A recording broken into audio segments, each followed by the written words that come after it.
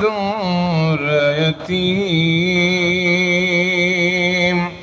माह नबूवत मेरे रिसालत साहिब खुल्क अज़ीम नबी जी अल्लाह अल्लाह अल्लाह ला इलाहा इल्लल्लाहु अल्लाह अल्लाह अल्लाह ला इलाहा इल्लल्लाहु अऊज़ु बिल्लाहि मिनश शैतानिर रजीम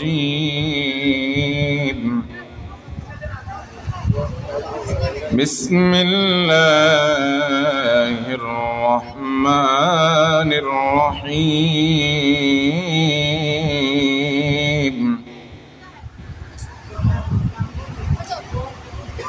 या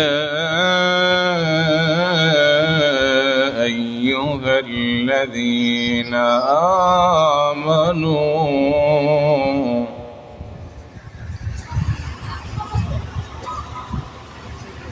ला तअकुलुर रिबा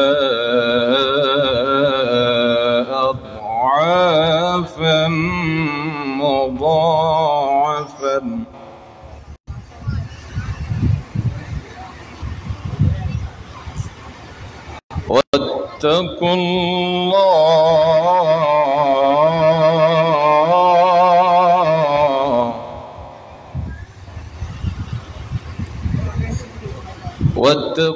वत्तकुल्लाह लअल्लकुम तुफ्लिहून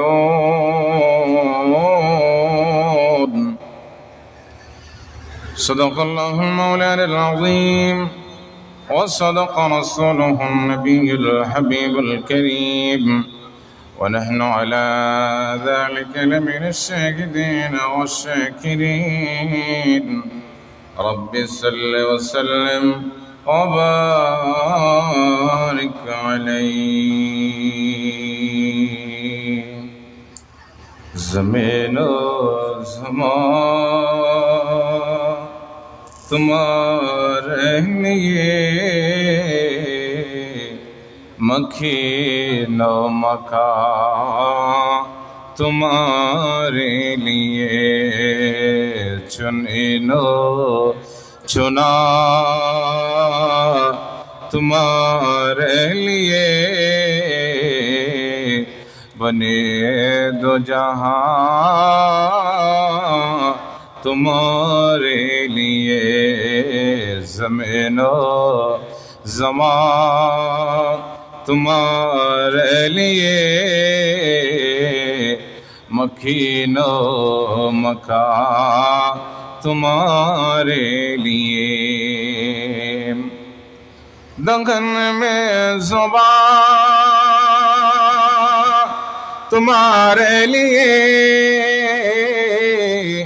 बदन में जा तुम्हारे लिए हम आए यहाँ तुम्हारे लिए उठी बेवहाँ तुम्हारे लिए ज़मीनो ज़मान तुम्हारे लिए मखीनो मकान तुम्हारे लिए उपस्थित हाजी मिन्नत आली दुबास तरुण एकता संघेर उद्योगे आयोजित पवित्र ईद मिलादुन नबी सकले बली सल्लल्लाहु अलैहि वसल्लम उद्यापन और बाड़ीर मुरब्बीदेर इसाले सवाबेर उद्देश्ये आजिमुशान सुन्नी कन्फारेंसेर सम्मानित प्रधान अतिथि उस्तादुल उलामा काबिल एहतराम वाजिबुल एहतराम हजरत बुलाशाह रहमतुल्लाह अलैहि दाखिल मद्रसार सम्मानित सुदक्ष प्रतिष्ठाता आहले सुन्नत ওয়াল জামাতের বলিষ্ঠ কণ্ঠস্বর হজরতুল হজ আল্লামা মোহাম্মদ উসমান গনি মুদ্দাজিল্লাহুল আলী বারাকাল্লাহু ফি হায়াতি। আজকের মাহফিলের সম্মানিত উদ্বোধক হাজি মিন্নাত আলী দুবাস জামে মসজিদের সম্মানিত খতিব, বোলাশা রহমতুল্লাহ দাখিল মাদ্রাসার সম্মানিত সিনিয়র শিক্ষক আমার বড় ভাই মৌলানা মোহাম্মদ হাসানুদ্দিন আল কাদেরী মুদ্দাজিল্লাহুল আলী, আজকের মাহফিলে প্রধান বক্তার আসর অলঙ্কিত করবেন হযরত সরফির আউলিয়া রহমতুল্লাহ আলাই ফাজিল ডিগ্রি মাদ্রাসার সাবেক ভারপ্রাপ্ত অধ্যক্ষ, গৌসুল আজম জিলানি জামে মসজিদ এর সম্মানিত খতিব, উস্তাদ আল মুকররম উস্তাদুল উলামা কাবিল ইহতরাম মুজিবুল ইহতরাম অধ্যাপক মৌলানা মোহাম্মদ মুরশিদুল আলম আনোয়ারি মুদ্দাজিল্লাহুল আলী আমাদের মঞ্চে তশরিফ এনেছেন। আমাদের বখতিয়ার পাড়া হযরত সরফির আউলিয়া রহমতুল্লাহ তাআলা আলাইহি সুন্নিয়া ফাজিল ডিগ্রি মাদ্রাসার সম্মানিত সুদক্ষ অধ্যক্ষ উস্তাদুল উলামা আহলে সুন্নাত ওয়াল জামাতের খন্ডদার হযরতুল হজ আল্লামা আব্দুল হান্নান সদরি মুদ্দাজিল্লাহুল আলী হুজুরকে আমি আমার অন্তঃস্থল দেখে মোবারকবাদ জানাচ্ছি।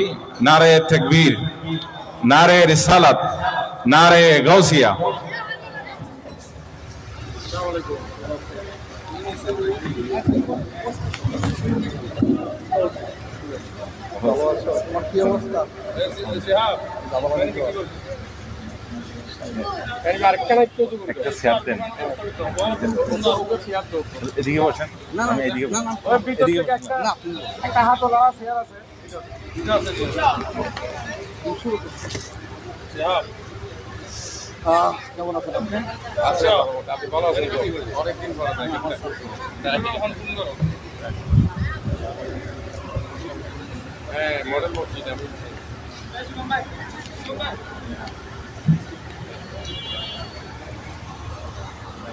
আলহামদুলিল্লাহ, অধ্যক্ষ মহোদয় আমাদের মাহফিলে তশরিফ এনেছেন।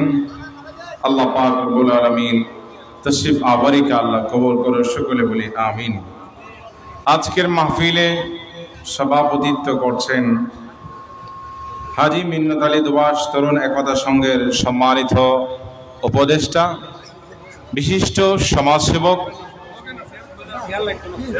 কাবিল ইহতরাম মুজিবুল ইহতরাম আমাদের সকলের শ্রদ্ধেয় জনাব আলহাজ রাকিব আহমদ চৌধুরী বারাকাল্লাহু ফি হায়াতি, উপস্থিত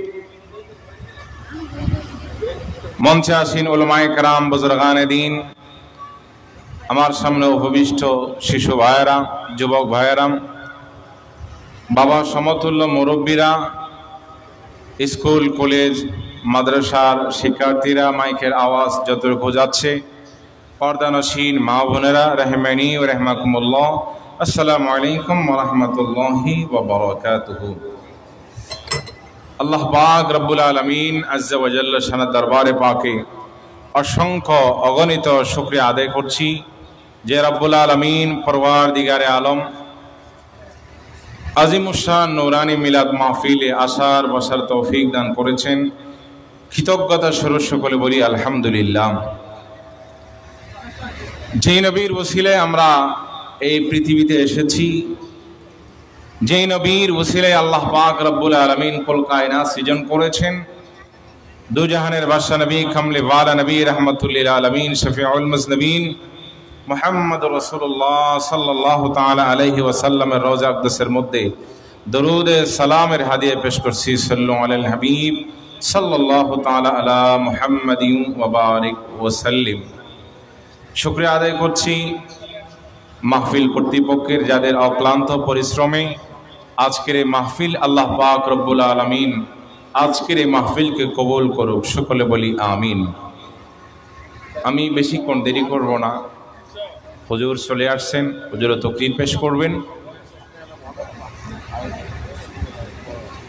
ইনশাআল্লাহ অল্প সময়ের মধ্যে আমি আমার বক্তব্য ইতি টানব। তো হুজুর বসে আছেন, আমাদের আসাতাজে কেরামকে বসিয়ে তাকরীর করা এটা সমীচীন নয়, বেয়াদবির নামান্তর। তারপরও ক্লাসে আমরা যেভাবে সবক দিয়ে থাকি সেটা মনে করে আপনাদের সামনে কিছু কোরআন হাদিসের আলোচনা করি। ইনশাআল্লাহ আমি আমার বক্তব্য ইতি টানব। আমাকে মাহফিল কর্তৃপক্ষ একটা বিষয় দিয়েছেন, বিষয়টি হলো সুদের প্রতিকার ও কুফল। কোরআনুল কারীমের 20টি আয়াত কারিমার মধ্যে প্রত্যক্ষ পরোক্ষভাবে এই সুদের আলোকপাত হয়েছে এবং 8টি আয়াত কারিমার মধ্যে সরাসরি আলোকপাত হয়েছে এই সুদের বিষয়ে। কবিরা গুনাহের মধ্যে একটি কবিরা গুনাহ হলো এই সুদের বিষয়, সুদের কারবার। যেমনিভাবে নামাজ না পড়া কবিরা গুনাহ, মদ খাওয়া কবিরা গুনাহ, জুয়া খেলা কবিরা গুনাহ, মা বাবার নাফরমানি করা কবিরা গুনাহ, মানুষ হত্যা কবিরা গুনাহ, আত্মহত্যা কবিরা গুনাহ ইত্যাদি। একইভাবে এই সুদের লেনদেন এটাও কবিরা গুনাহ। যদিও আমরা এটা হালকাভাবে নিচ্ছি, রাসূল পাকের হাদিস, এমন একটি সময় আসবে যে প্রতিটি গড়ে গড়ে সুদের প্রভাব পৌঁছে যাবে, যেটা আমরা বর্তমান দেখতে পাচ্ছি। আমি খুতবার মধ্যে একটি আয়াত কারিমা তেলাওয়াত করেছি, আমি আগে সেটার তর্জমা করব।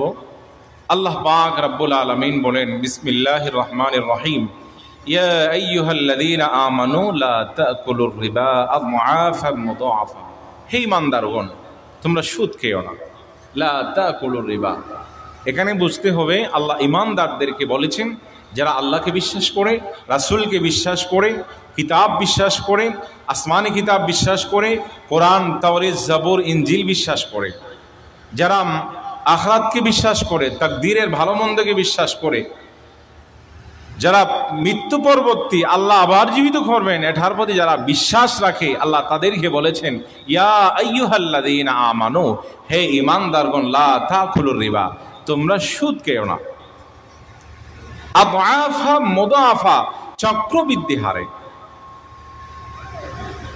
ওয়াত্তাকুল্লাহ, এবং আল্লাহকে ভয় করো। এই কথা বলার পরে আল্লাহ আবার বলেছেন, ওয়াত্তাকুল্লাহ, আল্লাহকে ভয় করো, লাআল্লাকুম তুফলিহুন, যেন তোমরা সফল হতে পারো। তাহলে আল্লাহ পাক রব্বুল আলামিন এই আয়াত কারিমার মধ্যে শর্ত জুড়ে দিয়েছেন, আল্লাহর বান্দা যদি সফল হতে চায়, আল্লাহর যদি রেজাবন্দি অর্জন করতে চায়, রাসূলের যদি রেজাবন্দি অর্জন করতে চায়, তাহলে আল্লাহর তাকওয়া অবলম্বন করতে হবে, সুদকে ছেড়ে দিতে হবে, তাহলে সেই সফল হবে। ঠিক না? আজকে আমরা আমাদের প্রতিটি ফ্যামিলিতে, অলিতে গলিতে, গ্রামে গঞ্জে এই সুদের প্রভাব ছড়িয়ে পড়েছে। এটা হলো কিয়ামতের আলামত, কিয়ামত অতি সন্নিকটে। আল্লাহ বলছেন, বান্দা সুদ খেও না, এটা কবিরা গুনাহ। আল্লাহকে ভয় করো, তাকওয়া অবলম্বন করো, তাহলে তুমি সফল কাম হবে। আল্লাহ পাক তোমাকে সফল করবে, জান্নাতে যাওয়ার ব্যবস্থা করে দিবেন। প্রিয় বন্ধুরা আমার, এই জন্য রব্বুল আলামিন পরওয়ারদিগার আলম অপর আয়াত কারিমে আল্লাহ বলেন, ইয়ামহাকুল্লাহুর রিবা ওয়া ইউরবিস সাদাকাত। আল্লাহ পাক রব্বুল আলামিন সুদকে মিটিয়ে দেন, নিচ্ছিন্ন করে দেন, আর আল্লাহ সদকাকে বাড়িয়ে দেন। কোন বান্দা যদি সুদ খায়, প্রথম প্রাথমিকভাবে দেখা যায় তার কাছে অনেক টাকা পয়সা হয়েছে, বাড়ির মালিক হয়েছে, গাড়ির মালিক হয়েছে, সম্পদের মালিক হয়েছে, কিন্তু দেখা যাবে আল্লাহ পাক রব্বুল আলামিন, আল্লাহ তাকে হইতে এমন বিপদে ফেলিয়েছেন যে বিপদের কারণে তার সমস্ত সম্পদ শেষ। আল্লাহ তো এমন রোগ দিয়েছেন যে রোগের কারণে সমস্ত সম্পদ খরচ করতে হয়েছে চিকিৎসার জন্য। অথবা আল্লাহ পাক রব্বুল আলামিন দুনিয়াতে থাকা অবস্থায় তার যে সম্পদ ছিল ওই সম্পদের কিছু আল্লাহ কবুল করে নাই। মানুষের যদি সম্পদ আল্লাহ কবুল না করে, ওই কবরে গিয়ে তো এগুলার কোনো ফায়দা হবে না। এই জন্য আল্লাহ বলেন ইয়ামহাকুল্লাহুর রিবা ওয়া ইউরবিস সাদাকাত।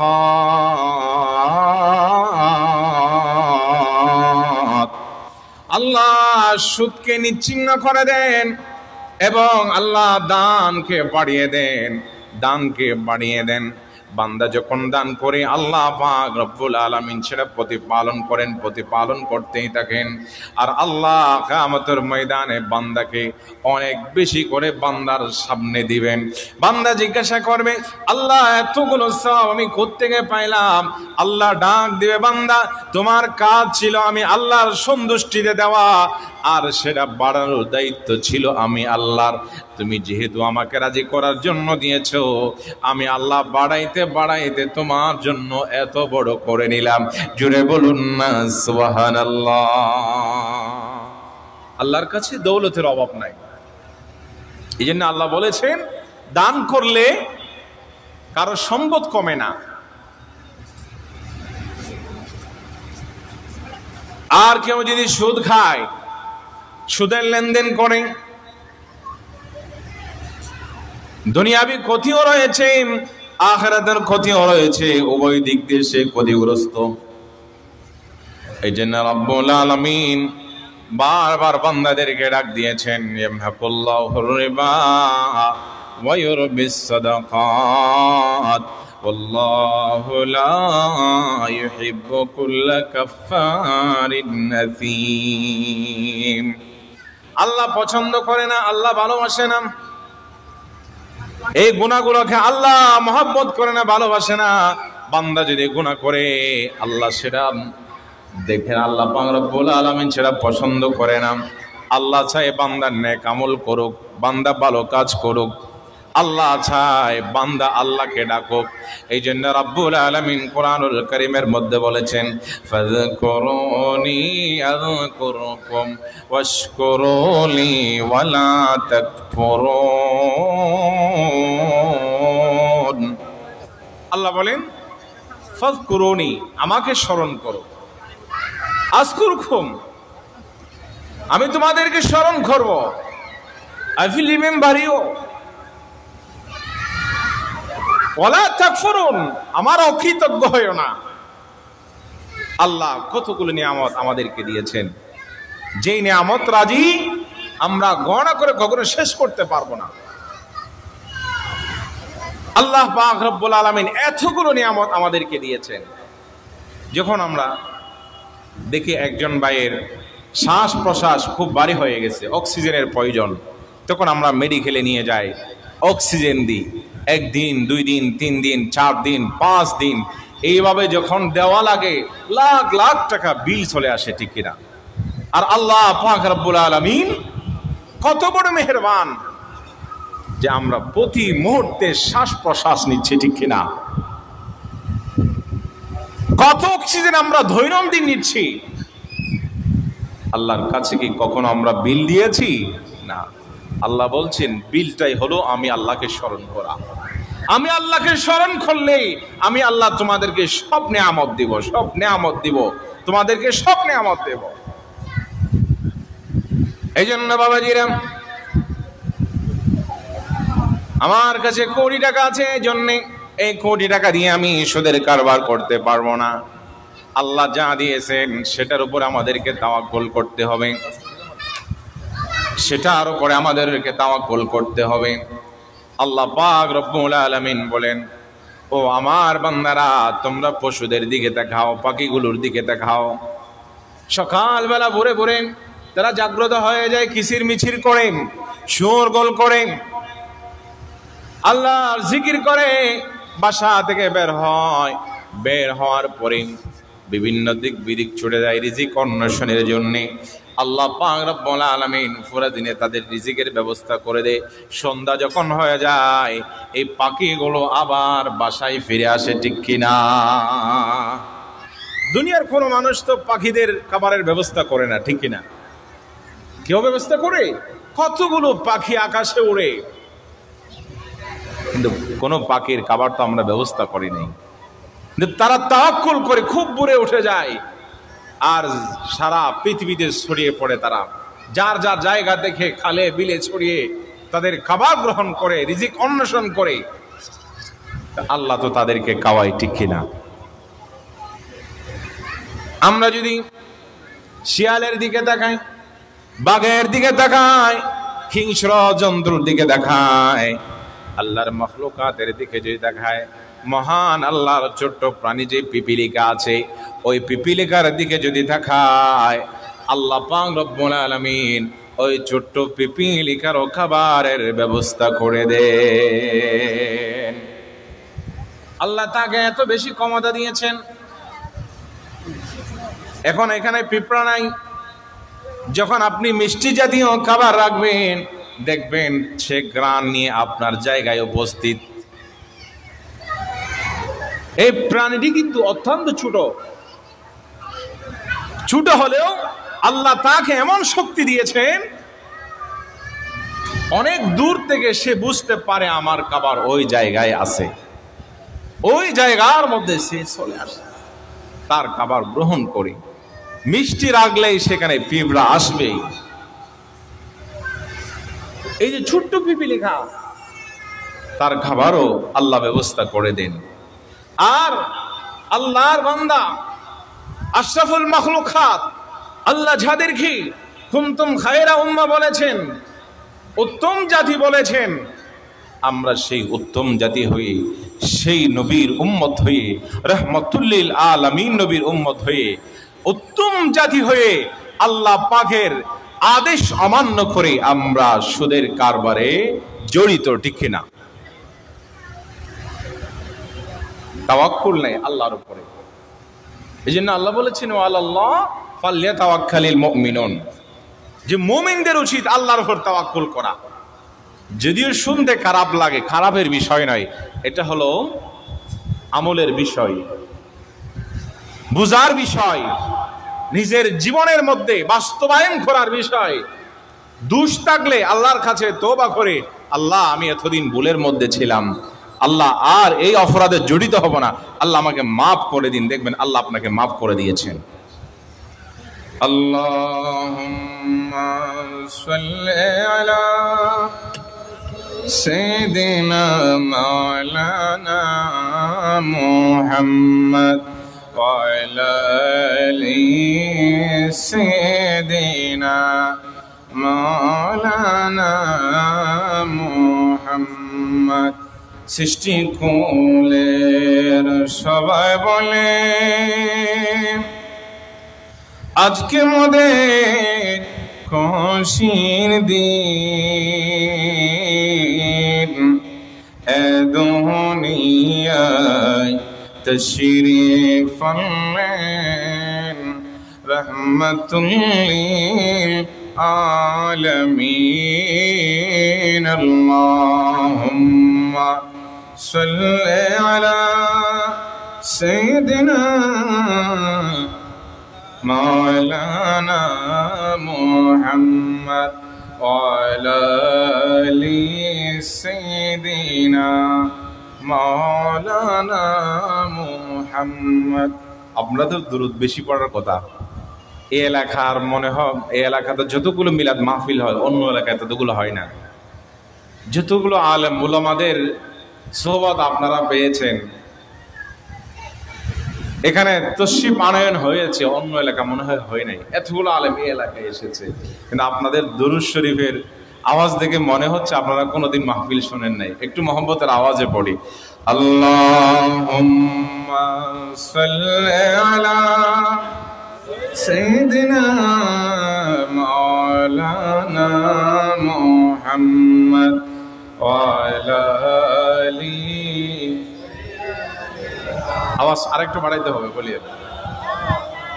আবার বলি, আল্লাহুম্মা সাল্লি আলা সাইয়্যিদিনা মাওলানা মুহাম্মদ ওয়া আলা আলি সাইয়্যিদিনা মাওলানা মুহাম্মদ। ইচ্ছা করলে প্রাণের নবী থাকতে পারতেন আরশে, উম্মতেরি মায়ায় পড়ে শুয়ে আছেন মদিনায়। আল্লাহুম্মা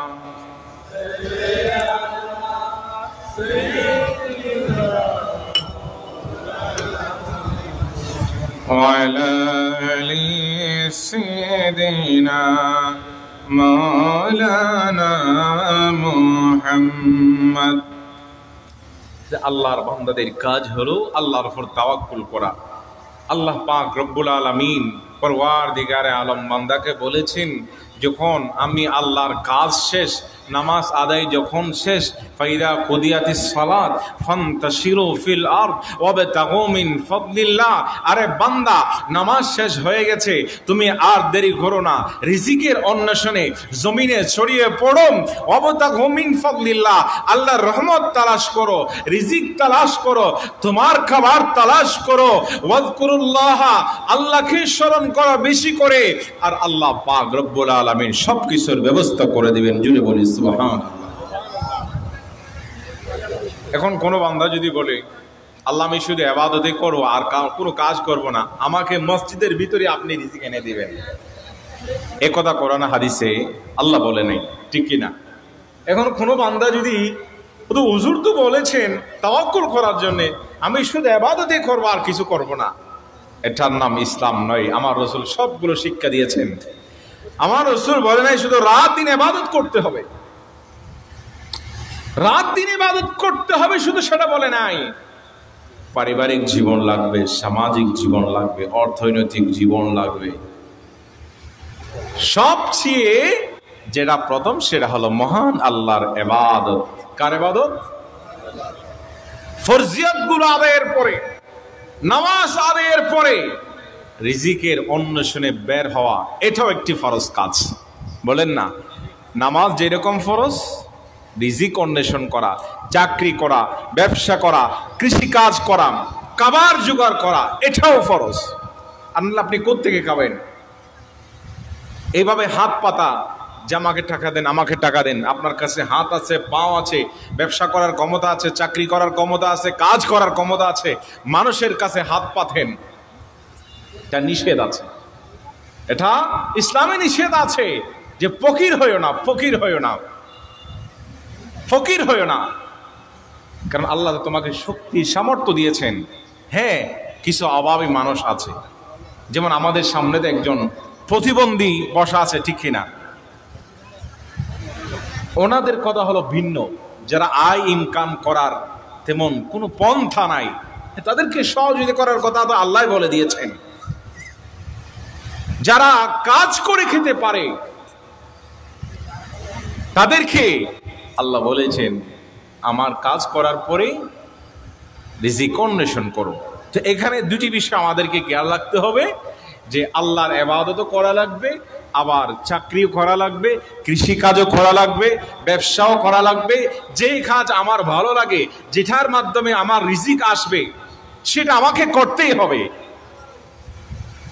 এখানে দুইটা ক্যাটাগরি, একটা হলো পুরুষ, একটা হলো নারী। পুরুষের জন্য তো কোনো বাধা নেই, যেই কানে ইচ্ছে সেখানে কাজ করতে পারবে। আর নারীর জন্য পর্দা করে কাজ করতে হবে। পর্দা যদি লঙ্ঘন হয় তাহলে সেখানে ইসলাম জায়েজ দেয় নেই। পর্দা সহকারে কাজ করার জন্য ইসলাম পারমিশন দিয়েছেন। যদি ফ্যামিলির মধ্যে ইনকাম করার যদি মানুষ না থাকে, ফ্যামিলি বহন করার যদি মানুষ না থাকে, চাকরি যদি করতেই হয়, তাহলে পর্দা সহকারে করার জন্য ইসলাম পারমিশন দিয়েছেন। আর না হয় আল্লাহ বলেছেন ওয়াকরনা ফি বিউতিকুন্না ওয়ালা তাবাররাজনা তাবাররুজাল জাহিলিয়াতিল উলা। হুজুরে, এখন প্রশ্ন হতে পারে তাহলে নারীরা কিভাবে অ্যাডভান্স হবে? এই জন্য তো আল্লাহ বলেছেন যে পুরুষ, নারীরা হলো পুরুষের অধীনে, আর রিজালু কাওয়ামুন আলান নিসা, নারীদেরকে পরিচালিত করবে, নারীদের ভরণ পোষণ দেবে, স্ত্রীর ভরণ পোষণ দিবে স্বামী। কে দিবেন বলে না, কে দিবেন? এটা স্বামীর উপর নির্ধারণ করে দিয়েছেন। এই জন্য আল্লাহ মহিলাদেরকে চাকরি করার জন্য জবরদস্তি কোথাও করে নাই, করেছেন পুরুষদেরকে। কারণ নারীকে পরিচালিত করবে পুরুষ, আর সেই পুরুষকে নারীকে পরিচালিত করতে হবে, ভরণ পোষণ দিতে হবে। হ্যাঁ, এমন কিছু ফ্যামিলি আছে স্বামীও নাই, সন্তানও নাই, আয় ইনকাম করার মতো কেউ নাই। এইরকম অনেক ফ্যামিলি আছে, চাকরি করা আবশ্যক হয়ে পড়েছে। কুত্তে খাবে, পর্দা সহকারে সে চাকরি করবে তার ফ্যামিলি পরিচালিত করার জন্য। এটা জায়েজ ইসলামের মধ্যে। তো এই কথা কেন বললাম, যে আমরা যে সুদের কারবারে সম্পৃক্ত হচ্ছি কিসের আশায়? আমাদের মাল, আমাদের সম্পদ বেশি হওয়ার আশায়, নাকি না? এটাই তো, এটার নাম হলো রিবা। রিবা মানে হলো বৃদ্ধি পাওয়া, আজিয়াদাতু আন-নুমু। এখানে আমার হুজুর প্রশাসন আমাদেরকে শিক্ষা দিয়েছেন, রিবা মানে হলো বৃদ্ধি পাওয়া। বৃদ্ধি পাওয়া মানে আমি আপনাকে 10,000 টাকা দিলাম, বললাম যে এই 10,000 টাকার বিনিময়ে আপনি প্রতি মাসে আমাকে 500 টাকা করে আমাকে দিবেন, 500 টাকা করে দিবেন।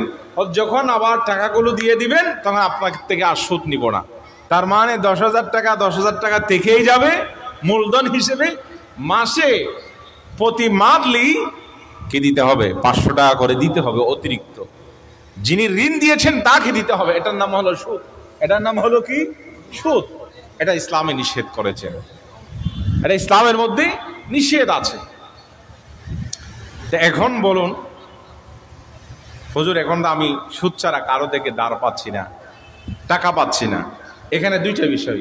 একটা বিষয় হলো দাঁড় দেওয়ার প্রতি রাসূলুল্লাহ সাল্লাল্লাহু আলাইহি ওয়াসাল্লাম উৎসাহিত করেছেন।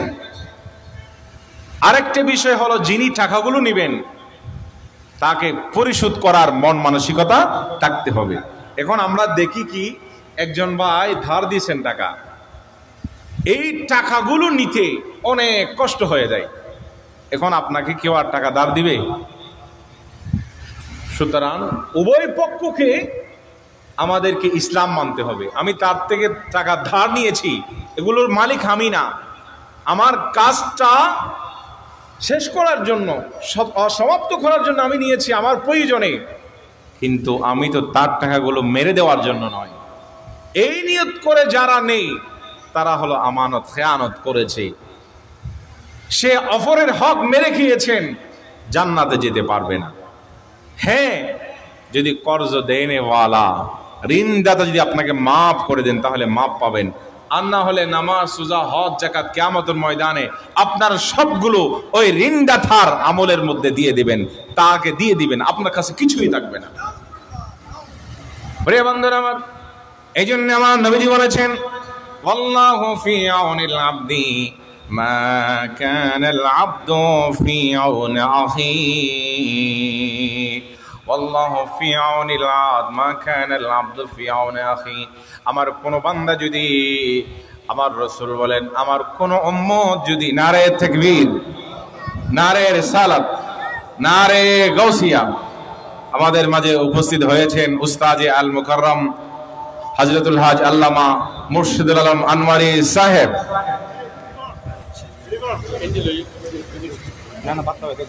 আপনি বলেন তাহলে ওনাকে বার্তাও দিবেন, অনেক কষ্ট করবেন।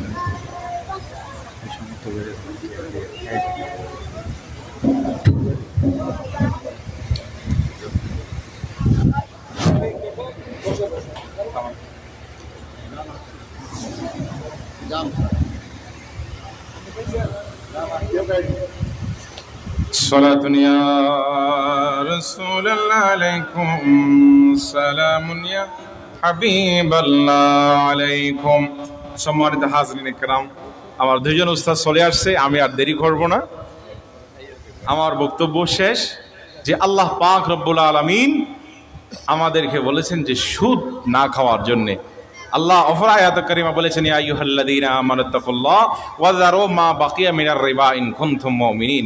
হে ঈমানদারগণ, আল্লাহকে ভয় করো, সুদ থেকে দূরে থাকো যদি মুমিন হও। ফাইল্লাম তাফআলু ফাযানু বিহারবিন মিনাল্লাহি ওয়া রাসূলি। যদি তোমরা সুদ থেকে দূরে না থাকো তাহলে আল্লাহর পক্ষ থেকে তোমাদের বিরুদ্ধে যুদ্ধের ঘোষণা। তাহলে আল্লাহ যার বিরুদ্ধে যুদ্ধের ঘোষণা দেয় ওই বান্দাকে আল্লাহ থেকে কখনো বাঁচতে পারবে? কখনো পারবে না। রাসূল সাল্লাল্লাহু আলাইহি ওয়াসাল্লাম বলেছেন, লানা রাসূলুল্লাহ সাল্লাল্লাহু আলাইহি ওয়াসাল্লাম আকালার রিবা। যে সুদ খায় রাসূল তাকে লানত দিয়েছেন। এবং ওয়ামিখিলা, যে সুদের মুওয়াক্কিল হয়, তওকিল হয়, তাকে লানত দিয়েছেন। ওয়াশাহিদাইহি, যে সাক্ষী থাকে তাকেও লানত দিয়েছেন। ওয়াকাতিবা, যে লিখে তাকেও লানত দিয়েছেন। যে সুদ লেনদেন করে, যে ওকিল হয়, যে সুদ দেয়, যে গ্রহণ করে, যে লিখে, যে সাক্ষী থাকে, সবাই গুনাহগার, সবাই গুনাহগার। আল্লাহ পাক রব্বুল আলামিন পরওয়ারদিগারে আলম আমাদের সবাইকে এই কবিরা গুনাহ থেকে বেঁচে থাকার আল্লাহ তৌফিক নসিব করুক। সকলে বলি আমিন। আরো জোরে বলি আমিন। এই সুদ থেকে আমরা বেঁচে থাকবো। যদি আমাদের কারো কাছে এই দোষ থাকে, আমরা আল্লাহর কাছে ক্ষমা চাইবো, তওবা করবো। আল্লাহ, এতদিন না বুঝে আমরা এই সুদের লেনদেনের মধ্যে ছিলাম, আল্লাহ আমাকে ক্ষমা করে দিন। আপনার দরবারে তওবা করে ভবিষ্যতে আর সুদ খাবো না। আল্লাহ পাক রব্বুল আলামিন আজকের এই মাহফিলকে কবুল করুক। সকলে বলি আমিন। আল্লাহ পাক রব্বুল আলামিন আমাদের অধ্যক্ষ মহোদয় এবং উস্তাদ আল মুকাররম মুর্শিদুল আলম আনওয়ারি মহোদয় সহ আল্লাহ সবাইকে কবুল করুক। অত্র মাহফিল কমিটিকে কবুল করুক। বিশেষ করে হযরত সারফিরা আউলিয়া রহমতুল্লাহ আলাই সুন্নিয়াম ডিগ্রি ফাজিল মাদ্রাসার উত্তরোত্তর সমৃদ্ধি কামনা করছি। এবং এই মাদ্রাসা থেকে তো আমরা লেখাপড়া করি। আজকে আমি আনোয়ার উপজেলা সরকারি মডেল মসজিদের মধ্যে আমি খতিব হিসেবে আছি। আপনাদের দোয়ায়, আমার আসাতায়ে কেরামের দোয়ায়, তো আপনারা সকলে দোয়া করবেন আমার জন্য। ইনশাল্লাহ অন্য কোনো সময় যদি আপনাদের এখানে আসার সুযোগ হয়, ইনশাল্লাহ বয়ান রাখবো। আল্লাহ পাক রব্বুল আলামিন আমাদের সবাইকে কবুল করুক। ওয়া আখিরু দাওয়ানা আনিল হামদুলিল্লাহি রাব্বিল আলামিন। আসসালামু আলাইকুম ওয়া রাহমাতুল্লাহি ওয়া বারাকাতুহু। এ পর্যায়ে আপনাদের সম্মুখে নুরানি ইমানি তাকরীর পেশ করবেন বখতিয়ারপাড়া চাকির আউলিয়া ডিগ্রি মাদ্রাসার সম্মানিত সফল অধ্যক্ষ আলহাজ আল্লামা কাজী আব্দুল হান্নান আল কাদরি সাহেব মাদ্রাসুল আলী। নারে তাকবীর, নারে সালাত, নারে ওয়াসিয়া, আহলে সুন্নাত ওয়াল জামাত।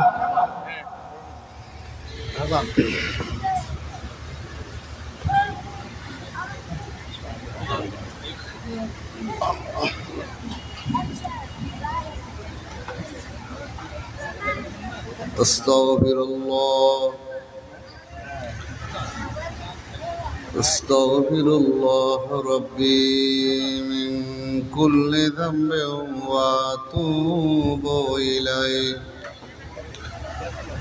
لا حول ولا قوة إلا بالله العلي العظيم. الحمد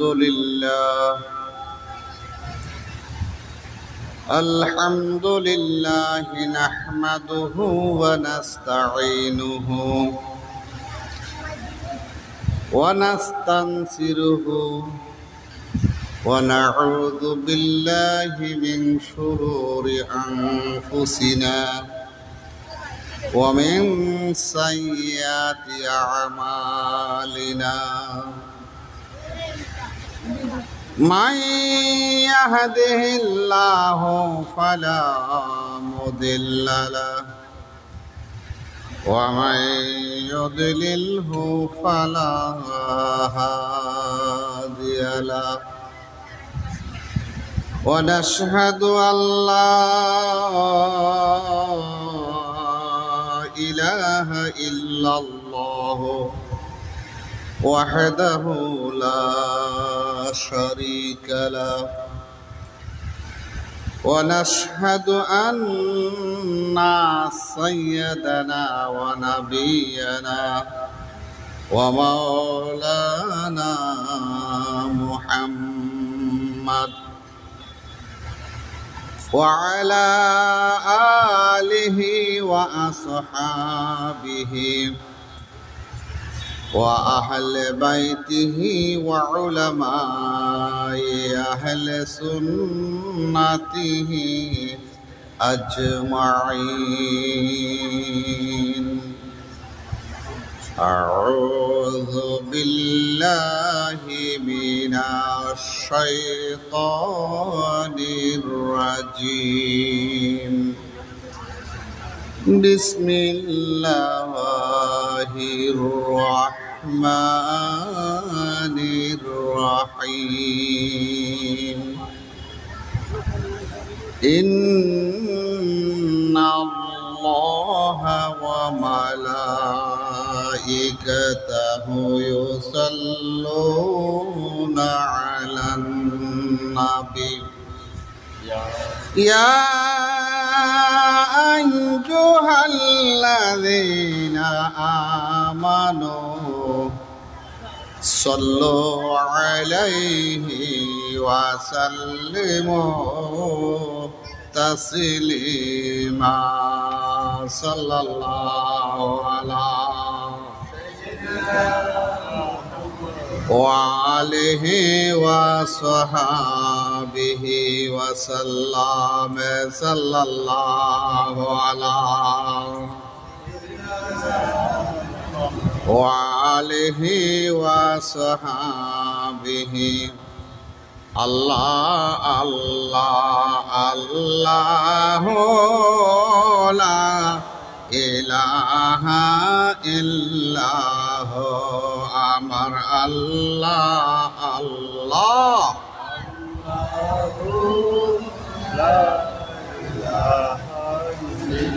হামেদ মাহমুদ और मोहम्मद दो जहान का सरदार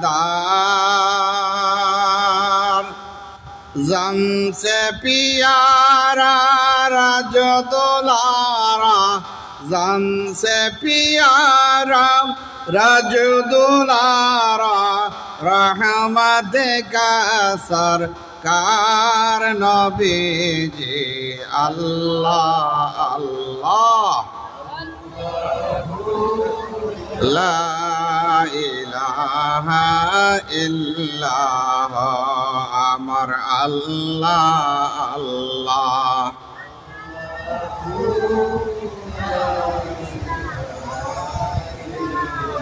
अव्वल आखिर सबको से जाने देखे बाईद करीब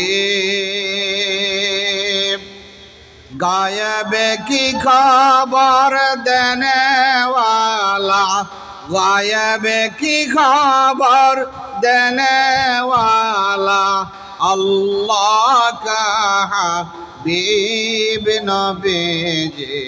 अल्लाह अल्लाह ला इलाहा इल्लाह अल्लाह अल्लाह।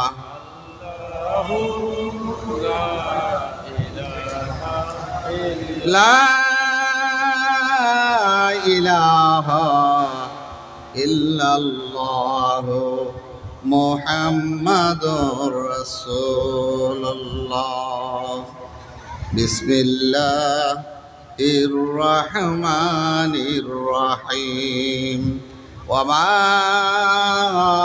अरसलनाका इल्ला रहमताल लिल आलामीन। इला आखिरिल आयात। ঐতিহ্যবাহী চট্টগ্রামের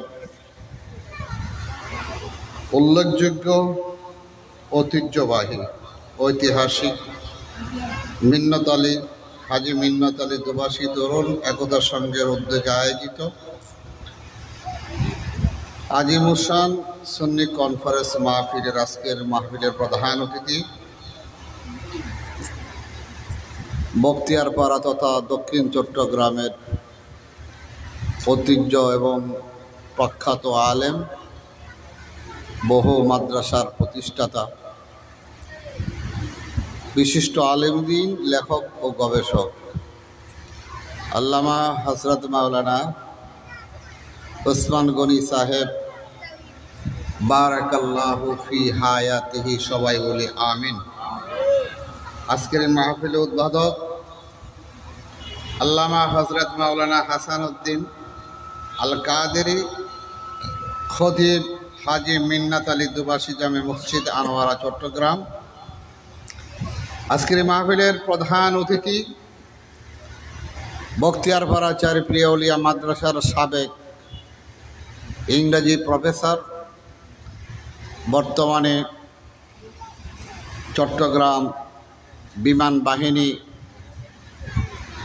কলেজের সম্মানিত অধ্যাপক, বিশিষ্ট আলেমে দ্বীন, চট্টগ্রামের বিশেষত আনোয়ারের কৃতি সন্তান আল্লামা হযরত মাওলানা মুর্শেদ আলম আনোয়ারি সাহেব, এবং কিছুক্ষণ আগে যিনি বক্তব্য রেখেছেন আমার প্রিয় ছাত্র, আমাদের বখতিয়ারপাড়া মাদ্রাসার ছাত্র আল্লামা হযরত মাওলানা হাফেজ শফিউল আলম আল কাদেরী, খতিব আনোয়ারা উপজেলা মডেল মসজিদ, সবাই বলি আলহামদুলিল্লাহ। মঞ্চবিষ্ট আজকের এই মাহফিলের সভাপতি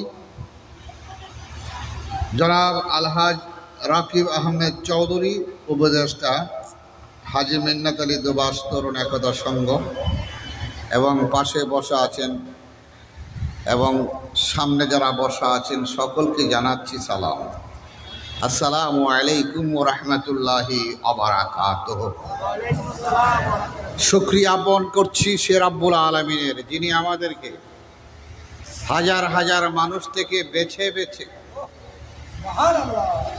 এই বেহেশতের বাগানে কিছুক্ষণের মেহমান হিসেবে কবুল করেছে। সবাই বলি আলহামদুলিল্লাহ। আরো জোরে হবে আলহামদুলিল্লাহ। বললে কি লাভ হয় না লোকসান হয়? আলহামদুলিল্লাহ। আবার পরে দরুদ ও সালাম পাঠ করছি আকাই মাওলা তাজেদারে মদিনা সরকারে দু আলম হায়াতুন নবী জিন্দা নবী নবী মুহাম্মদ রাসূলুল্লাহ সাল্লাল্লাহু আলাইহি ওয়াসাল্লামের উপর যাকে সৃষ্টি না করলে আমার আল্লাহ এই কুল কায়নাত সৃষ্টি করতেন। সম্মানিত উপস্থিতি, আমি কোরআন পাক থেকে একখানা আয়াতে কারিমা পাঠ করেছি। এই আয়াতটা আমরা সবাই অনেকে জানি, ওয়ামা আরসালনাকা ইল্লা রাহমাতাল লিল আলামিন। আরেকটা সেম আরেকটা সূরা ফাতিহার প্রথম অংশ আলহামদুলিল্লাহি রাব্বিল আলামিন, ওয়ামা আরসালনাকা ইল্লা রাহমাতাল লিল আলামিন। ইহানো আলহামদুলিল্লাহি রাব্বিল, এই দুই আলামিনের মধ্যে নিয়ে আজকে আলোচনা হবে। আল্লাহ রাব্বুল আলামিন আমাদেরকে কবুল করুন, আমিন। প্রথমের নাম হলো আলহামদুলিল্লাহি রাব্বিল আলামিন। সমস্ত প্রশংসা ওই আল্লাহর, যিনি রব, লালন পালন কর্তা, আলামিন সৃষ্টি জগতের। আলম এক বছর, আলামিন হলো বহু বছর। আমার আল্লাহ ছাড়া আরশে মুআল্লা, তার নিচে হলো ৭০,০০০ নূরের পর্দা, তার নিচে হলো লা মাকান লা জমান, তার নিচে হলো সিদরাতুল মুনতাহা, তার নিচে হলো ৭ আসমান, বেহেশ, দোজখ, এবং তার নিচে হলো ৭ জমিন। যত কিছু আছে সব কিছুর রবকে আল্লাহ। আল্লাহ রব তার বন্ধুকে ডাক দিয়ে বলে, বন্ধু আমি হলাম রব, আর আপনি হলেন ওই জায়গার রহমত। ওয়ামা আরসালনাকা ইল্লা রাহমাতাল লিল আলামিন। নবী, ওয়ামা আরসালনাকা, আমি আপনাকে দুনিয়ার মধ্যে পাঠাইতাম না, একমাত্র পাঠিয়েছি। ইল্লা, পাঠাইতাম না, শুধু পাঠাইছি একটাই কারণ হলো আপনি হলেন, আমি যে জায়গার মধ্যে রব, আপনি হলেন ওই জায়গার রহমত। তাহলে বোঝা গেল আর সে মোয়াল্লার রহমতকে আমার নবী, রব হলো আল্লাহ, আমার নবী হলো রহমত। ঠিক কিনা বলে? আল্লাহ যেই জায়গার মধ্যে রব, আমার রাসূল হলো ওই জায়গার মধ্যে রহমত। এটা হাদিসের কথা নয়, কোন ফিকার মাসালা নয়, সরাসরি আল্লাহর কোরআন। অস্বীকার করলে বাইরে ঈমান থাকবে না। প্রশ্নে আসতে পারে, আলামিন আলম হলো কয়েকটি, এর মধ্যে প্রথম যে আলম ওইটার নাম হলো রুহু জগৎ, আলমে আরওয়াহ। আরবিতে বলা হয় কি? আলমে আরওয়াহ। বাংলাতে বলা হয় রুহুর জগৎ। অর্থাৎ আমার আল্লাহ আদম নবী থেকে শুরু করে কিয়ামত পর্যন্ত যত মানুষ পৃথিবীতে আসবে, সমস্ত মানুষগুলোর রূহ আমার আল্লাহ এটা সৃষ্টি করেছে, আগে পিছে নাই। অর্থাৎ আলমে আরওয়াহ যেই জায়গাটা আছে, ওই জায়গার মধ্যে আদম নবী থেকে শুরু করে কিয়ামত পর্যন্ত যত মানুষ পৃথিবীতে আসবে, সমস্ত মানুষের রূহগুলি এক জায়গায় আবার আল্লাহ রেখে দিয়েছে। যখন যাকে প্রয়োজন হবে, যেই জায়গার মধ্যে প্রয়োজন হবে, তাকে সেই জায়গায় আমার আল্লাহ পাঠাবে। আমার আল্লাহ ওই জায়গার মধ্যে রূহগুলি সৃষ্টি করে। আমার আল্লাহ প্রথম একটি পরীক্ষা নিলেন, আমার আল্লাহ পরীক্ষা নিলেন রূহদের থেকে। রূহদের থেকে আমার আল্লাহ পরীক্ষা নেন। পরীক্ষাটার প্রশ্ন ছিল আলাস্তু বিরাব্বিকুম, সুবহানাল্লাহ। অর্থাৎ আমার আল্লাহ এইভাবে বসেছেন, আর সে মোয়াল্লার মধ্যে রূহ জগতের মধ্যে বসছে। সামনে হলো আদম নবী থেকে কিয়ামত পর্যন্ত যত রূহ আসবে, সমস্ত রূহগুলিকে সামনে বসালেন। আমার আল্লাহ একটা প্রশ্ন করলেন, প্রশ্নটা হলো আলাস্তু বিরাব্বিকুম, আমি কি তোমাদের খোদা নই? সুবহানাল্লাহ বলে। প্রশ্ন করেছে কে? প্রশ্ন করেছে কে? উত্তর দিবে কে? রূহগুলি। উত্তর দিবে কে? রূহগুলি। রূহগুলি উত্তর জানা ছিল না।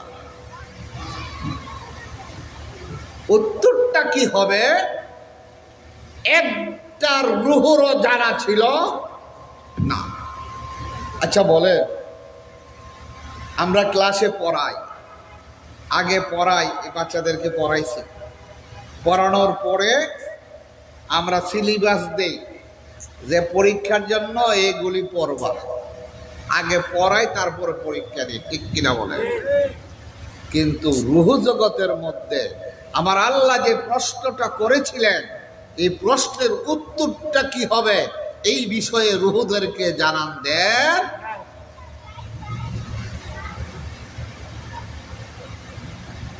সমস্ত রূহগুলি স্তব হয়ে গেল। উত্তর জানা নাই, উত্তর জানা নাই, উত্তর দিতে পারছেন না। প্রথম যিনি উত্তর দিলেন তিনি হলেন আপনার নবী, আমার নবী মুহাম্মদ রাসূলুল্লাহ সাল্লাল্লাহু আলাইহি ওয়াসাল্লাম। একজন বিশিষ্ট তাফসীর কারক বলেন, প্রথম যিনি উত্তর দিয়েছিলেন তিনির সাথে আদম নবী থেকে কিয়ামত পর্যন্ত যত রূহগুলি আসবে সমস্ত রূহগুলি আমার নবীর সাথে সুর মিলিয়েছিল। আমার নবীর সাথে যদি সুর মিলাইতে না পারতো তাহলে আত্মার জগতের মধ্যে মানুষ কাফের হয়ে যেত, আত্মার জগতে মানুষ কাফের হয়ে যেত। আমার নবী ওইখানেও সমস্ত আত্মার জন্য আমার নবী রহমত হয়েছিলেন। শুধু কি তা,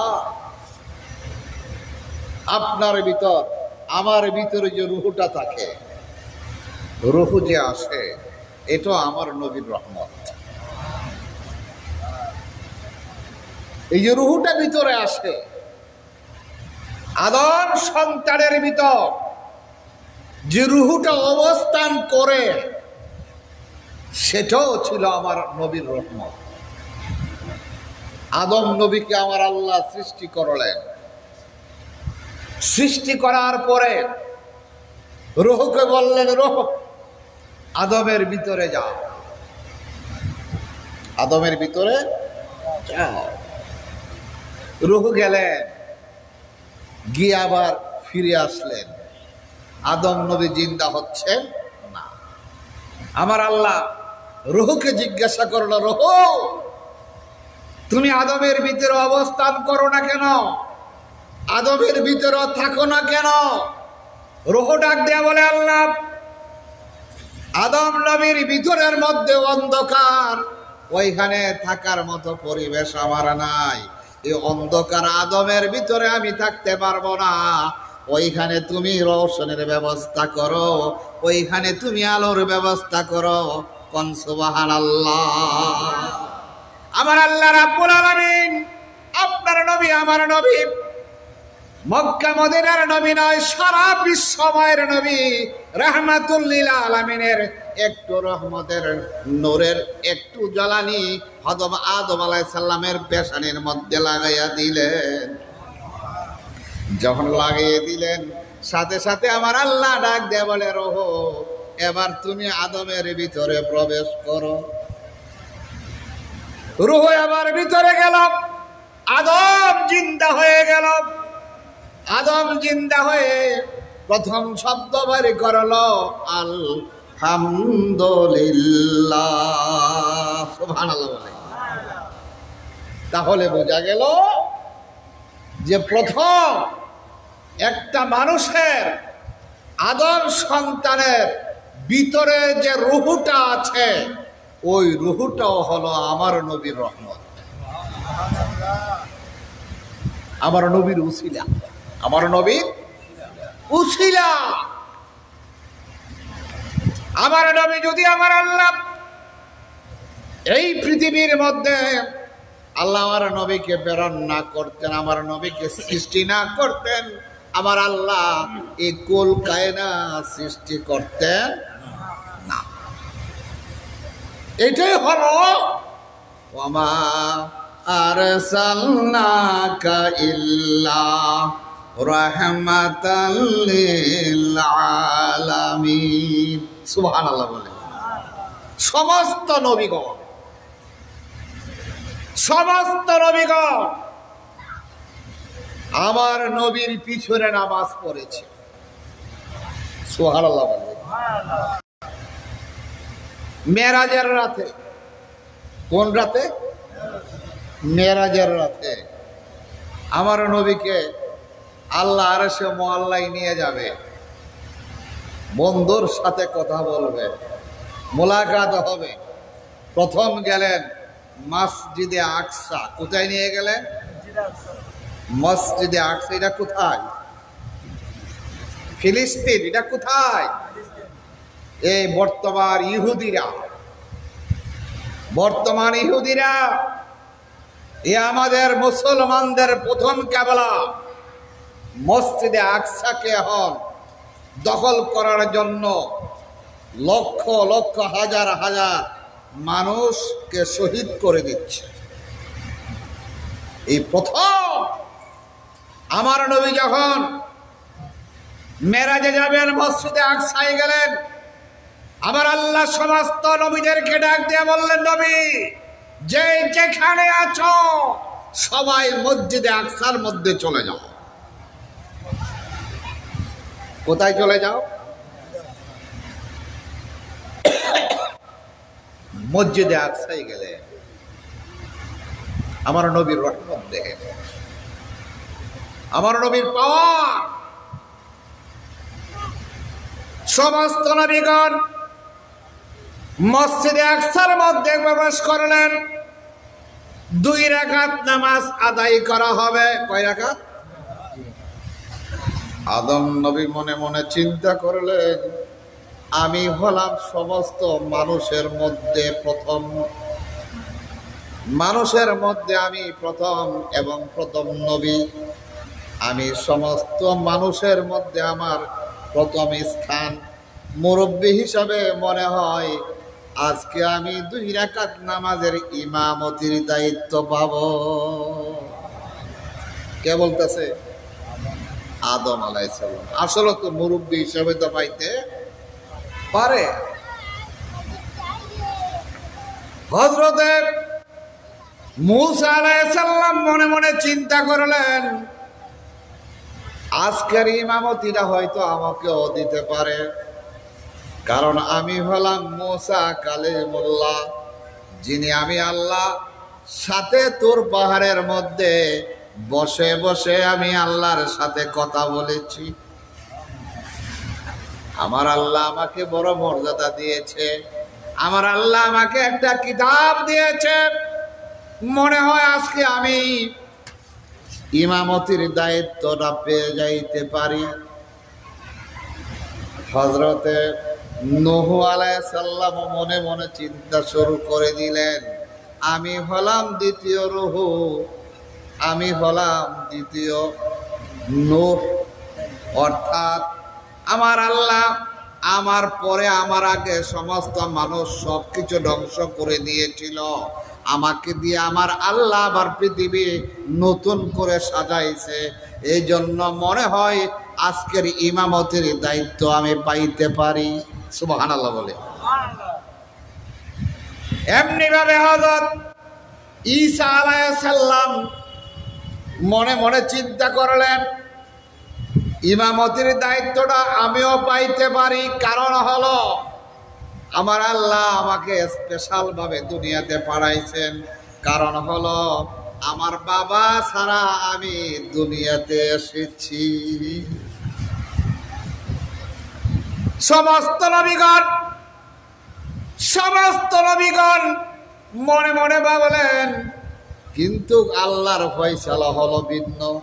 আল্লাহর ফয়সালা কি ভিন্ন। আমার হযরতে জিবরাইল আলাইহিস সালামকে আমার আল্লাহ ডাক দিয়া বলেন, ওই জিবরাইল, আমার বন্ধুরে ধরে ধরে মেহরাবের কাছে নাও, আমার বন্ধুই হবে সমস্ত নবীদের ইমাম। ওই দিন আমার নবী 2 রাকাত নামাজ আদায় করলেন। 2 রাকাত নামাজ আদায় করার পর থেকে আমার নবীর নামের সাথে আর একটা শব্দ যোগ হয়ে গেল। ওই শব্দটার নাম হলো ইমামুল মুরসালিন। সুবহানাল্লাহ বলে। ইমামুল মুরসালিন, সমস্ত নবীদের ইমাম,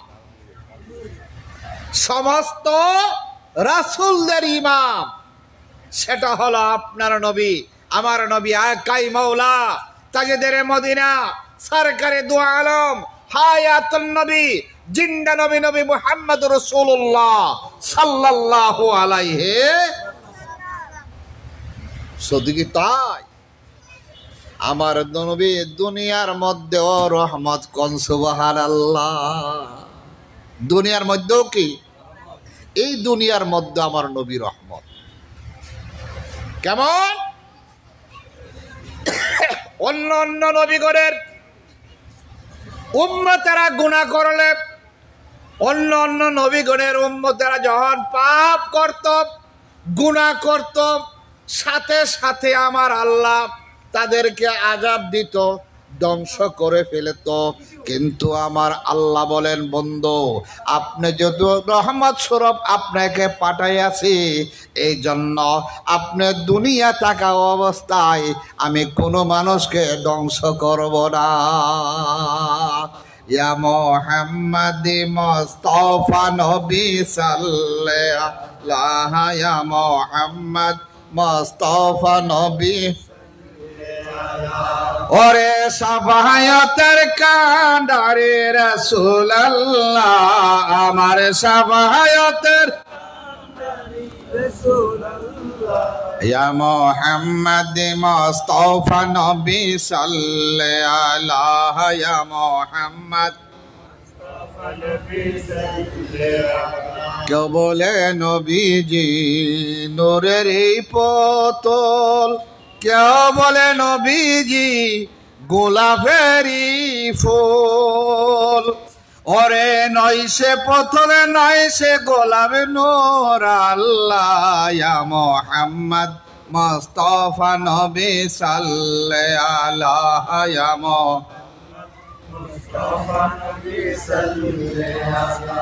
ওরে সাফায়াতের কান্ডারে রাসূলুল্লাহ, আমার সাফায়াতের কান্ডারে রাসূলুল্লাহ ইয়া মুহাম্মদ মুস্তাফা নবী লা ইয়া মুহাম্মদ মুস্তাফা নবী।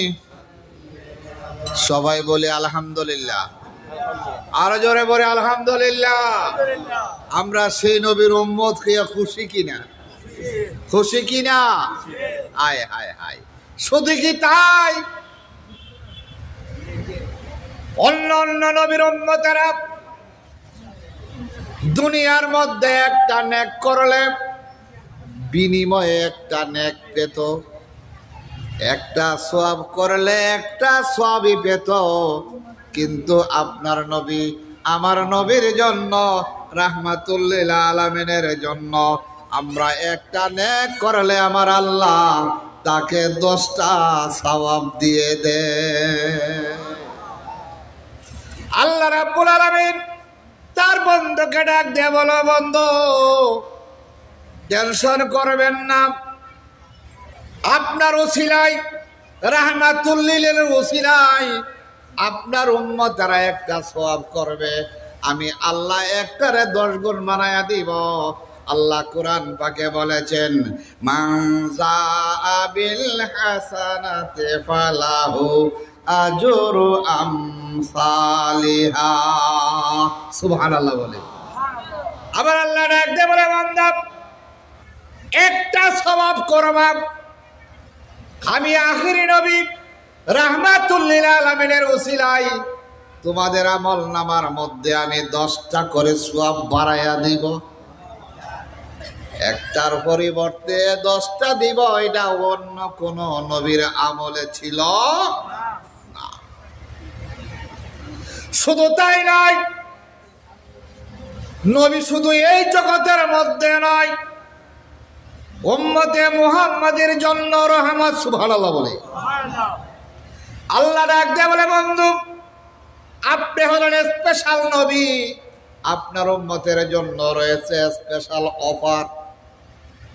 আপনার উম্মতেরা মাত্র 12 ঘন্টা নেক আমল করবে, তাদের আমল নামার মধ্যে আমি 84 বছর 4 মাসের সওয়াব দিয়া দিব। মাত্র একটা রাত্র। মাত্র কয়টা রাত? একটা। বলেন তো ওই রাত্রটার নাম কি? লাইলাতুল কদর। লাইলাতুল আছে কি না? অন্য নবীদের ছিল না।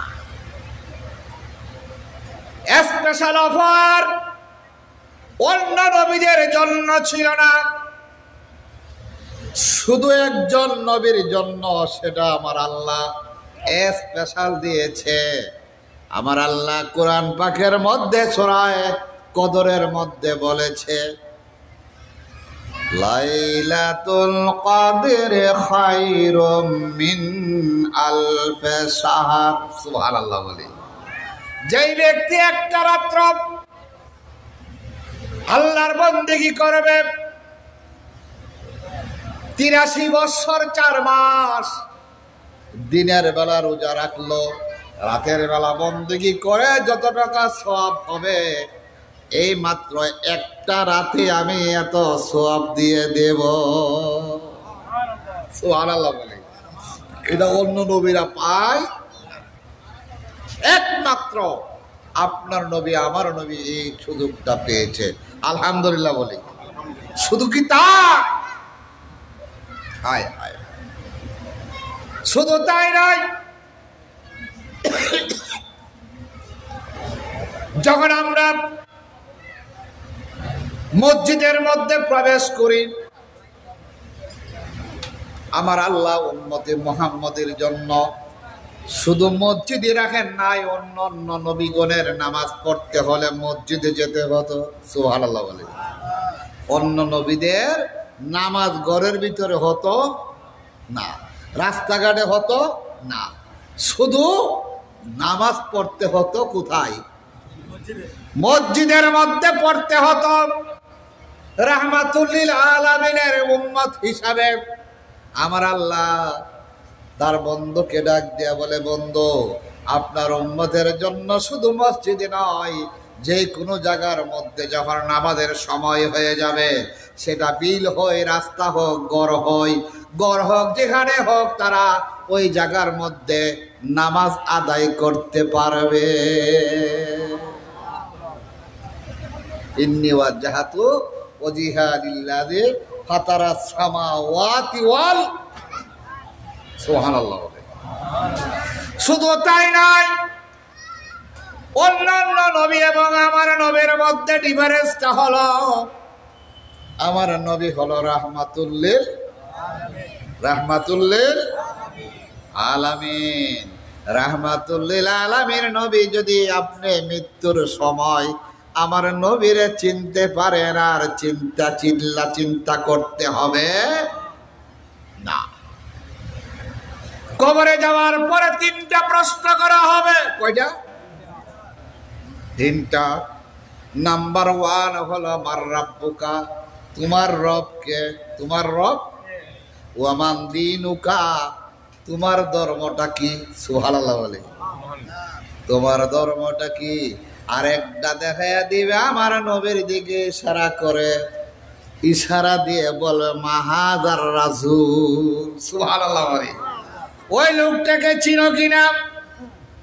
যদি দুনিয়ার মধ্যে আপনি আশিকে রাসূল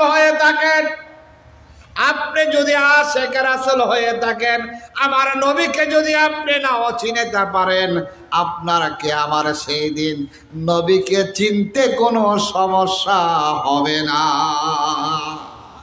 সেই দিন আপনি আমার নবী মুস্কি হেসে দিয়ে বলবে, মুস্কি হেসে দিবে, আর আপনি উত্তর দিয়ে দিবেন, রাদিতু বিল্লাহি রাব্বাও ওয়া বিল ইসলাম দীনা ওয়া বি মুহাম্মাদিন আবদুহু ওয়া রাসূলুহু।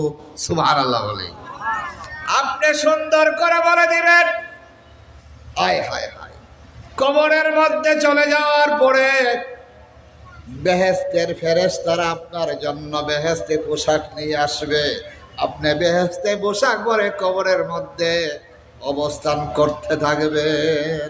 সেইখানে হবে আমার নবী রহমত। তাহলে বোঝা গেল, আলমে আরওয়াহে আমার নবী রহমত, দুনিয়ার মধ্যে আমার নবী রহমত, হ্যাঁ কবরের মধ্যে আমার নবী রহমত, হাসরের মাঠেও হবে আমার নবী। হাসরের মাঠে আমার নবী কি হবে? রহমত। আমার সাহাবায়ে কেরাম আল্লাহর হাবিবকে জিজ্ঞাসা করেছিল, ইয়া রাসূলুল্লাহ, হাসরের মাঠে লক্ষ লক্ষ নবীদের উম্মত থাকবে। নবী গো, আপনি আমাদেরকে কিভাবে চিনবেন? সুবহানাল্লাহ। আদম নবী থেকে ঈসা নবী পর্যন্ত লক্ষ লক্ষ নবী থাকবে, উম্মত থাকবে। নবী গো, আপনি আমাদেরকে চিনবেন কিভাবে? সুবহানাল্লাহ বলে। আমার নবী ডাক দিয়ে বলবে, উম্মত আমার চিনতে বলা হবে না, আমার চিনতে কোনো সমস্যা হবে না রে উম্মত। কারণ হলো তোমরা যেই জায়গার মধ্যে উযু করেছিল, পানি লেগেছিল, ওই জায়গাগুলো চক চক চক চক করতে থাকবে। গুররাম মুহাজ্জিলিন বিআসারিল উজুহি। উম্মত তোমরা যেই জায়গার মধ্যে হাত ধুয়েছিলা, মুখ ধুয়েছিলা, পা ধুয়েছিলা, ওই জায়গাগুলির মধ্যে আলো চমকাতে থাকবে। উম্মত ওই চমকানো মানুষ যখন দেখব, আমার আর চিনতে হবে না, চিনার কোনো প্রয়োজন হবে না। ওই চমকানো মানুষ বলে আমি দেখলে বুঝতে পারবো এটাই হলো আমার আশিক উম্মত।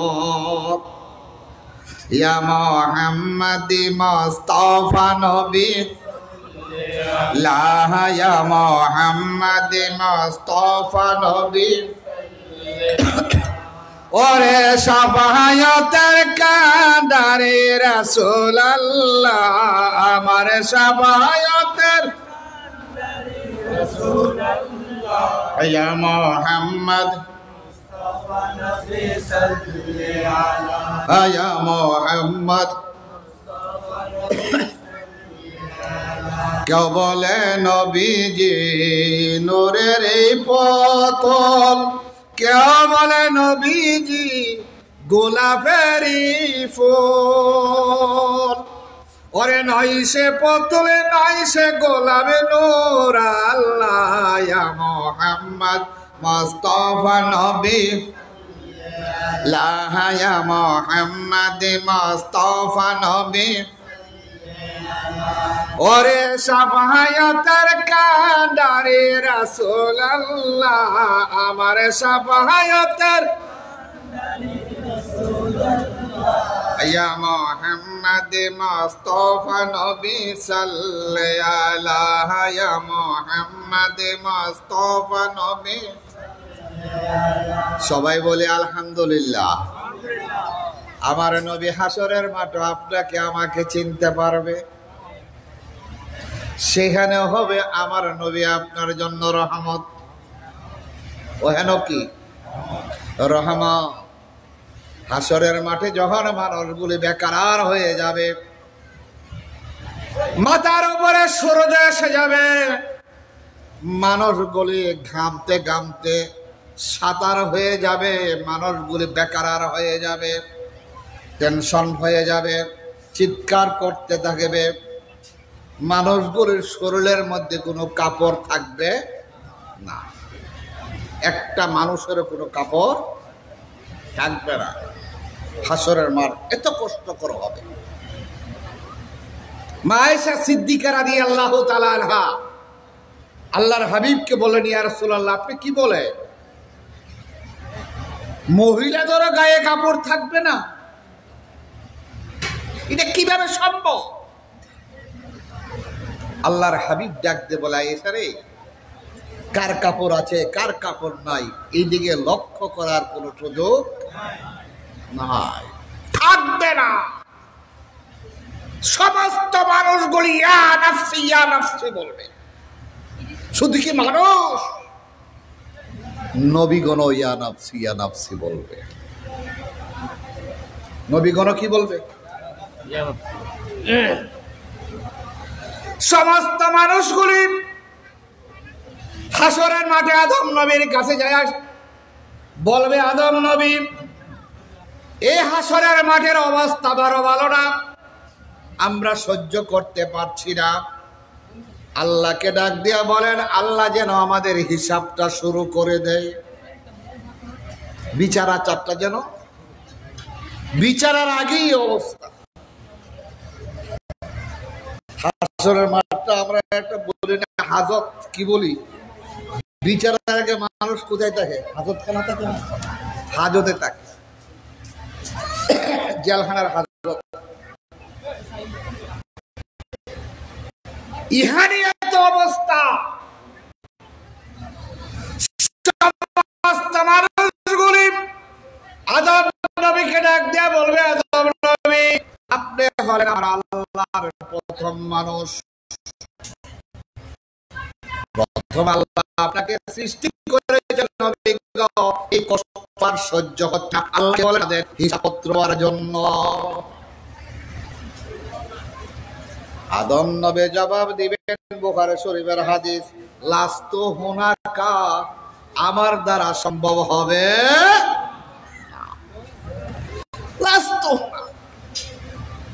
এটা আমার দ্বারা সম্ভব হবে না, কারণ আমি আজকে আল্লাহর কাছে লজ্জিত। আল্লাহর নাম কয়টা? কয়টা বলে? ৯৯টা। কয়টা নাম? ৯৯টা নামের মধ্যে ৯৮টা নাম এখন আমার আল্লাহ চালু আছে। কয়টা নাম চালু আছে? ৯৮টা নাম। রহমান, সাত্তার, হাইয়ুন, কাইয়ুম, গাফুর, এই নামগুলি এখন চালু আছে। একটা নাম আল্লাহ এখনো চালু করেন নাই। ওই নামটা জানেন? ওই নামটা হলো আল্লাহর কাহ্হার। ওই নামটা কি বলেন? কি? কাহ্হার। আবার বলেন কি? কাহ্হার। কাহ্হার শব্দটা রাগান্বিত হওয়া। কাহ্হার অর্থ কি? এই যে এখন আমরা গুনাহ করি, অপরাধ করি, অন্যায় করি, আল্লাহ কাহ্হার দিয়ে আমাদের দিকে তাকান না। আল্লাহ গাফুর এবং রহমান দিয়া, রাজ্জাক নাম দিয়ে আমাদের খানাও দেন, মাফও করেন, দয়াও করেন। কাহ্হার একটা মাত্র নাম। ওই নামটা আল্লাহ ধারণ করবে হাসরের মাঠে। হাসরের মাঠে কাহ্হার নামটা ধারণ করে আমার আল্লাহ কুরসির মধ্যে বসবে, চেয়ারের মধ্যে বসবে, এত রাগান্বিত হয়ে থাকবে, এত রাগ হয়ে বসে থাকবে, সমস্ত মানুষগুলি ভয়ে ভয়ে কাতর হয়ে যাবে।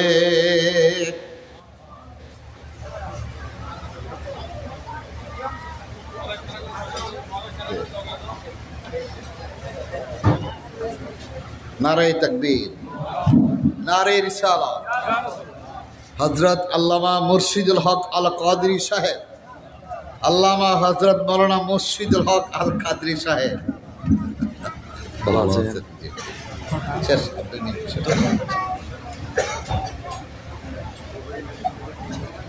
সমস্ত নবীগণ কাঁদতে থাকবে। সমস্ত নবীগণের কাছে মানুষগুলি যাবে, সবাই বলবে আমার দ্বারা সম্ভব হবে না, আমার দ্বারা সম্ভব হবে না। আর একজন কাছে যাবে, লাস্টে সবাই বলে দিবে আমি সম্ভব না, সম্ভব না, সম্ভব না। মুসা নবী কবে সম্ভব না।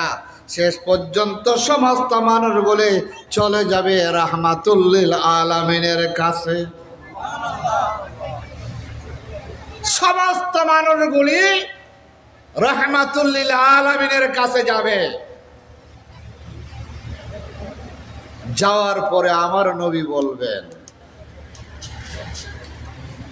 ইট ইজ পসিবল বাই মি, এটা আমার দ্বারা সম্ভব।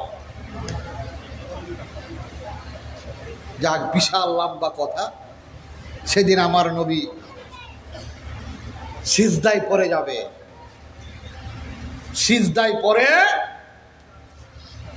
কাঁদতে থাকবে, ইয়া হাবলি উম্মতি, আল্লাহ তুমি আমার উম্মতকে দেখো। ও আমার আল্লাহ, তুমি কোরআন পাকে বলে দিয়েছিলা ওয়ালাল আখিরাতু খায়রুল লাকা মিনাল উলা। সুবহানাল্লাহ বলি। আল্লাহ তুমি দুনিয়ার মধ্যে বলে দিয়েছিলা যে আমার আখিরাত জগৎটা দুনিয়ার জগৎ থেকে অনেক উত্তম হবে। আল্লাহ আজকে তোমার কাছে চাই, আমার উম্মতের জন্য আজকে চাই তুমি আমার উম্মতের কে পক্ষে আমাকে কবুল করো।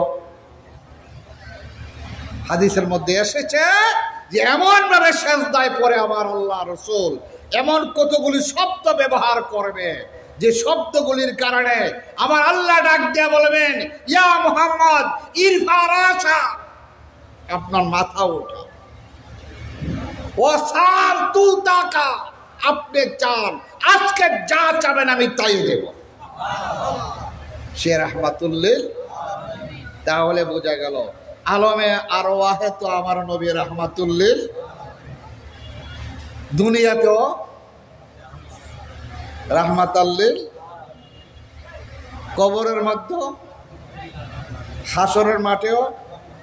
আমি যেটা প্রথম বলেছিলাম আলহামদুলিল্লাহি রাব্বিল ওমা আরসালনাকা ইল্লা রাহমাতাল্লিল, এই দুই আলামিনের মধ্যে ডিফারেন্স হলো, প্রথম আলামিনের মধ্যে বলা হয়েছে আমার আল্লাহ বলেন আমি এই সমস্ত বিশ্ব ভূখণ্ডের রব হলাম আমি আল্লাহ।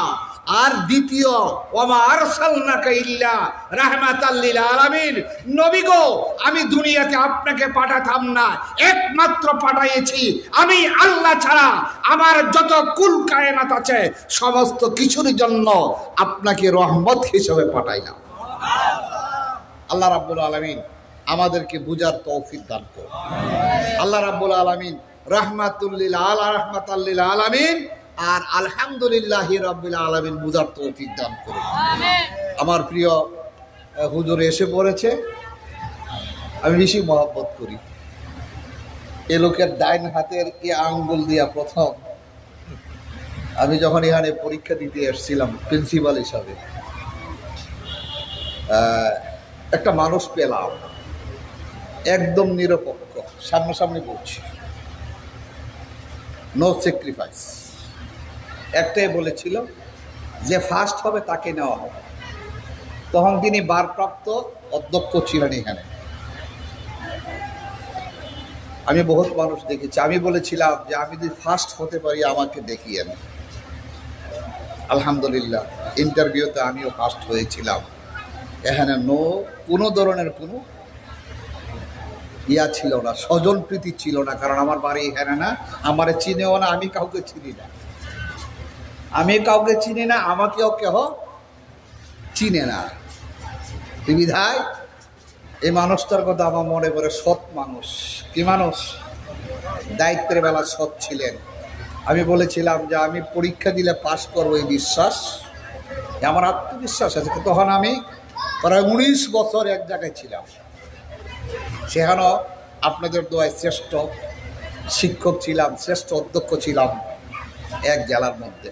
আল্লাহ রাব্বুল আলামিন এই মানুষটাকে খেদমত করার তৌফিক দান করুন, এই মানুষটাকে আল্লাহ কবুল করুক।